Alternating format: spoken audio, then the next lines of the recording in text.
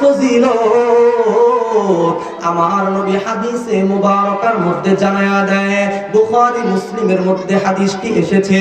আমার নবী জানায়া দেয়, মান সামা রমাদান ঈমানান ওয়া ইহতিসাবান গুফিরা লাহু মা তাকদ্দামা মিন যামবি।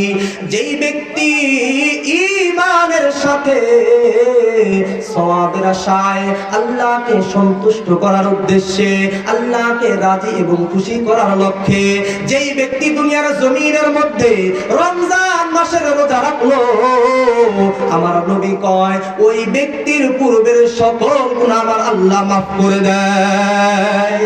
সুবহানাল্লাহ। তাহলে রোজা রাখার ফজিলত আছে না নাই?